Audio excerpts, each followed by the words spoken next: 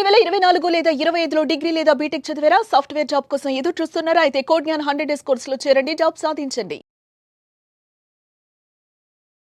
నమస్తే, welcome to Suman TV. నేను మీ anchor సిరి. August 15 నుంచి 30 వరకు ద్వాదశ రాశుల వారికి ఏ విధంగా ఉండబోతుందో వీటి గురించి మనకి క్లియర్గా ఇన్ఫర్మేషన్ ఇవ్వడానికి వేదిక ఆస్ట్రాలజర్ ఉమా గారు ఉన్నారు. అడిగి తెలుసుకునే ప్రయత్నం చేద్దాం. నమస్కారం ఉమా గారు. నమస్తే అమ్మా. ముందుగా ద్వాదశ రాశుల వారికి ఎస్పెషల్లీ ఆగస్టు 15 నుంచి 30 వరకు గ్రహ సంచారం ఏ విధంగా ఉందండి? తప్పకుండా అండి. యథావిధిగా గ్రహ సంచారం అనేటువంటిది నడుస్తోంది. ఆగస్టు మాసంలో నడిచేటువంటిదే.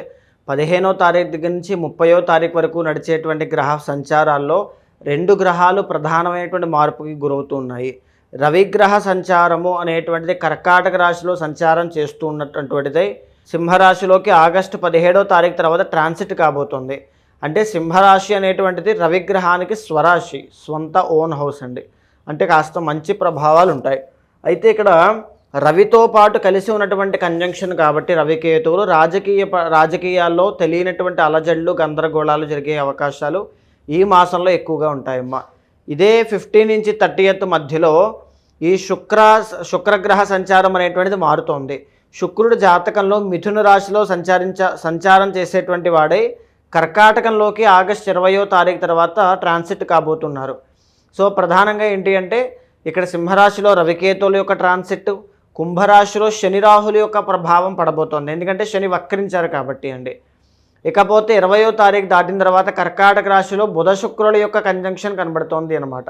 అయితే యథావిధిగానే మిథున రాశిలో గురుగ్రహ సంచారం నడుస్తోంది. 20వ తారీఖు దాకా శుక్రుడు మిథున రాశిలో సంచారం చేస్తూ 20 తర్వాత కర్కాటకంలో బుధ శుక్రుల యొక్క కంజంక్షన్ 20వ తారీఖు తర్వాత బుధుడు కర్కాటకంలో వక్రించి మాసాంతం వరకు అక్కడే ఉన్నారు. సింహంలో రవికేతులు చెప్పుకున్నాం. కన్యలో కుజగ్రహ సంచారము, కుంభంలో రాహుగ్రహ సంచారము, మీనంలో శని వక్రించి సంచారం చేస్తున్నారమ్మా. కుంభరాశి వారికి ఆగస్టు 15 నుంచి 30 వరకు మనం చూసుకున్నట్లయితే విద్యాపరంగా, విదేశీ పరంగా, కుటుంబ పరంగా ఎలా ఉండబోతుంది, ఏ గ్రహాలు అనుకూలిస్తున్నాయి అండ్ దాంతోపాటు మనం మాట్లాడుకుంటే ఏ సందర్భాల్లో వారు జాగ్రత్త పడాల్సిన అవసరం ఉందంటారు మా గారు? తప్పకుండా అమ్మా. కుంభరాశి వాళ్ళకి ఈ మాసంలో 15 నుంచి 30వ తారీఖు మనం గ్రహ సంచారాన్ని ఒకసారి గమనిస్తే కనుక ప్రత్యేకించి కుంభరాశి వాళ్ళకి లగ్నంలో రాహు, 2వ స్థానంలో శని వక్రించి లగ్నాన్ని చూడడం అనేటువంటిది, పంచమంలో గురు శుక్రుల యొక్క కంజంక్షన్ కనబడుతోంది. 20వ తారీఖు తర్వాత పంచమం నుంచి షష్టంలోకి శుక్రుడు వెళ్ళి శుక్రబలాన్ని కోల్పోతూ ఉన్నారు. షష్టంలో బుధ శుక్రుల యొక్క కంజంక్షన్ ఏర్పడబోతోంది ఆఖరి 10 రోజులు. తర్వాత సప్తమ స్థానమైనటువంటి సింహరాశిలో రవికేతువుల యొక్క సంచారము అనేటువంటిది కనబడుతోందమ్మా. ఇద్దరూ కూడా కాస్త ప్రతికూలంగా ఉన్నారు. అక్కడ కూడా అష్టమంలో కుజగ్రహ సంచారము కనబడుతోంది. చంద్రగ్రహంతో కలిపి 4 గ్రహాలు బాగా యోగిస్తున్నాయి అని చెప్పుకోవచ్చు. ప్రధానంగా ఏంటి అంటే ఇక్కడ ముఖ్యంగా 2వ స్థానంలో శని వక్రించి లగ్నాన్ని చూడడం అనేటువంటిది ఆరోగ్యకరమైనటువంటి ఇబ్బందులకి దారితీస్తుంది అని చెప్పొచ్చండి. సో హెల్త్ ఇష్యూస్ విషయంలో చాలా కేర్ఫుల్గా ఉండాలి. ఇకపోతే పంచమంలో శుక్రుడు ఆగస్టు 20వ తారీఖు వరకు కూడా చాలా బాగా యోగిస్తున్నారు. షష్ఠ స్థానంలోకి ఎప్పుడైతే 20వ తారీఖు తర్వాత వెళ్తారో శత్రువులు అనేటువంటి విషయాల్లో చాలా జాగ్రత్తగా ఉండాలి.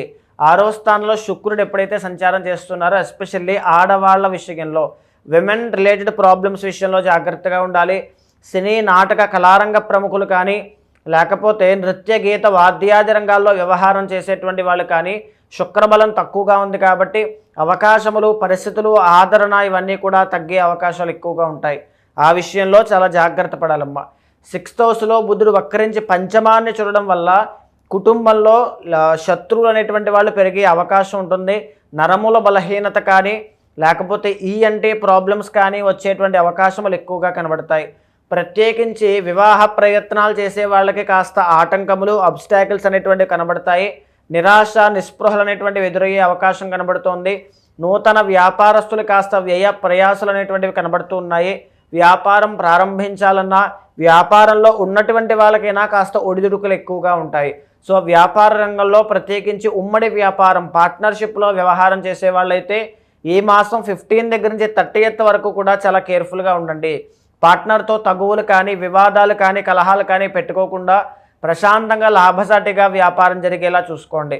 అష్టమంలో కుజగ్రహ సంచారము వాహన ప్రమాదాలని, భూ వివాదాలని, ఇంకా చెప్పాలంటే రుణ బాధలు, అప్పులండి, లోన్స్ కానీ, ఈఎంఐస్ కానీ ఇలాంటి విషయాల్లో ఇబ్బందులు ఎక్కువగా తీసుకొచ్చే అవకాశాలు ఉంటాయి.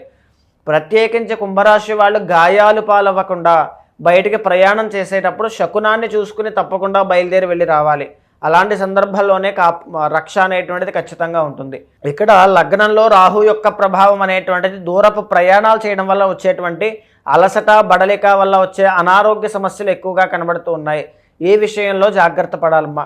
సో ప్రత్యేకించి ఏంటంటే అండి, 6వ స్థానంలో బుధ శుక్రుల యొక్క కంజంక్షన్ ఉండడం వల్ల శత్రు బాధలు, తర్వాత ఇంకా చెప్పాలి అంటే సప్తమంలో రవికేతువుల యొక్క కంజంక్షన్ ఉండడం వల్ల రాజకీయ నాయకులు ఎవరైతే ఉంటారో ఈ రాజకీయ నాయకులు, రాజకీయవేత్తలు తప్పకుండా జాగ్రత్తగా ఉండాలండి.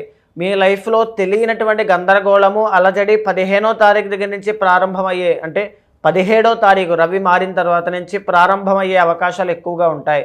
తద్వారా స్థానచలనము, వేరే ప్లేస్కి వెళ్ళడం, గవర్నమెంట్ జాబ్లో ఉండేటువంటి వాళ్ళకి కూడా ట్రాన్స్ఫర్స్ అనేటువంటివి జరగడం, ఇలాంటివన్నీ కూడా ఎక్కువగా చూస్తారు అని చెప్పచ్చు. అయితే కాకపోతే బిజినెస్లో ఎవరైతే ఉంటారో బంగారము వ్యాపారస్తులకైతే కాస్త అలజడి, గందరగోళం ఇలాంటివి కనబడతాయి. లాభసాటి వ్యాపారం అయినప్పటికీ కూడా డబ్బు నిలబడకపోవడం అనేటువంటిది ఎక్కువగా చూస్తూ ఉంటారని చెప్పొచ్చమ్మా. అష్టమంలో కుజగ్రహ సంచారం ఈ మాసంలో అప్పు తీసుకోవడానికి కానీ ఇవ్వడానికి కానీ అస్సలు మంచిది కాదు. మీరు ఎక్కడా కూడా ఎవరికి అప్పు ఇవ్వద్దు, ఎవరి దగ్గర తీసుకోవద్దు, అదే చాలా మంచిది. అండ్ అలాగే వీరికి కలిసి వచ్చే రోజు ఏదంటారండి? ఈ మాసం వరకు కూడా గురువారము అనేటువంటిది వీళ్ళకి చాలా బాగా కలిసి వస్తుందమ్మా. కలిసి వచ్చే రంగు వైట్ అండి, తెలుపు. కలిసి వచ్చే నెంబర్ 6 అనేటువంటిది బాగుంటుంది, ఆర్ నెంబర్ 9 అనేటువంటిది కూడా వీళ్ళకి బాగుంటుంది. అండ్ అదే విధంగా చాలా మంది కూడా ఏదో ఒక కార్యక్రమాన్ని స్టార్ట్ చేయాలి అని అనుకుంటారు, కానీ కొన్ని అడ్డంకులు అయితే మనం చూస్తూ ఉంటాం. మరి అలాంటి వాళ్ళు ఎవరైనా కూడా స్టార్ట్ చేయాలి అనుకునే వాళ్ళు ఈ రాశి పరంగా మనం మాట్లాడుకుంటే ఎలా ఉంటుందండి? తప్పకుండా అమ్మ, ఈ కుంభరాశి వాళ్ళకి ఏంటి అంటే జరిగేటువంటి పరిస్థితులన్నీ గురుబలం ఒకటైతే ఉంది, కానీ మిగతావన్నీ కూడా టార్గెట్స్ కానీ ఛాలెంజెస్ కానీ చాలా ఎక్కువగా ఉన్నాయి. సో వీళ్ళకి ప్రత్యేకించి పర్సనల్ చార్ట్లో బలం ఉండాలండి. నెంబర్ 1 అది ఉంటేనే ఏదైనా. అసలు పర్సనల్ చార్ట్ అని ఎందుకు ఇంతలా స్ట్రెస్ చేసి చెప్తానంటే, కర్మ వల్ల ఎవరి జాతకమైనా డిసైడ్ అవుతుంది. సో ఆ కర్మ వల్ల వచ్చేటువంటి ఈ జన్మ జాతకం బలంగా ఉన్నప్పుడు కర్మ ప్రభావం తగ్గే అవకాశం ఉంటుంది.